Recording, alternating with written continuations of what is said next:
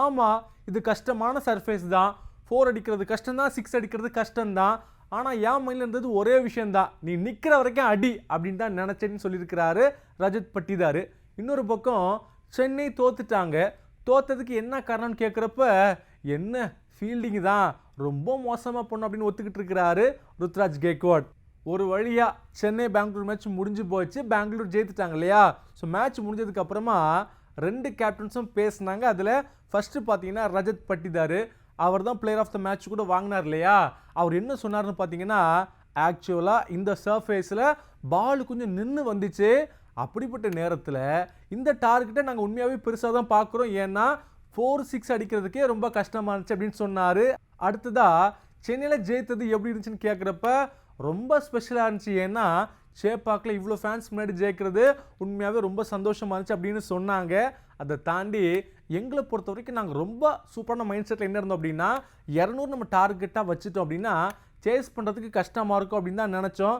அதே மாதிரி பவுலிங் சேஞ்சுன்னு வர்றப்ப இந்த ட்ராக்கை பார்க்குறப்ப ஸ்பின்னர்ஸுக்கு ரொம்ப ஃப்ரெண்ட்லியாக இருக்கும் அப்படின்னு நாங்கள் பேட்டிங் படிக்கும்போதே கண்டுபிடிச்சிட்டோம். இன்னொன்று ஏர்லி ஸ்டேஜில் நான் ஸ்பின்னர்ஸை கொண்டு வந்ததுக்கு காரணமே அதே தான். இன்னொன்று இப்படிப்பட்ட இடங்களில் லிவிங்ஸ்டன் மாதிரியான ஆட்கள் வந்து 4 ஓவர் போடுறது எங்களுக்கு பயங்கர ஹெல்ப்ஃபுல்லாக இருந்துச்சு. இது கூட சேர்ந்து ஹேசல்வுட் அவர்லாம் பார்த்தீங்கன்னா கேமை மாற்றி விட்டதே அவர் தான். பவர் பிளேல 3 விக்கெட் அப்படிங்கிறது சாதாரண விஷயமே கிடையாது, அதில் அவர் ரொம்ப அழகாக பால் போட்டார்.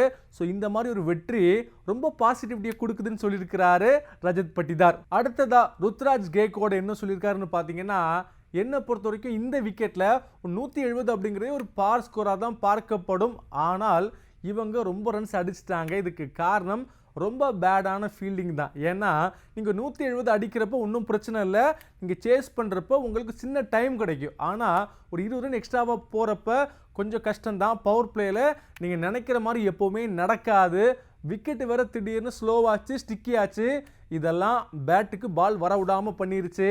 ஒன்று தான், ராகுலும் சரி நானும் சரி எங்களோட ஷாட்ஸை பேக் பண்ணுறோம், ஒரு தப்பாக சில விஷயங்கள் போனால் திருத்தி தான் ஆகணும், ஆனாலும் ஒரு 20 ரன் எக்ஸ்ட்ராவாக கொடுத்துட்டோம்.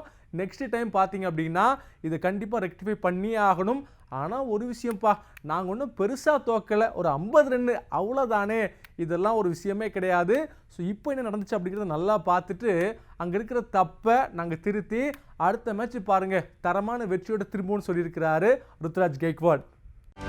செய்திகளை உடனுக்குடனும் துல்லியமாகவும் தெரிந்து கொள்ள சப்ஸ்கிரைப் பண்ணுங்க.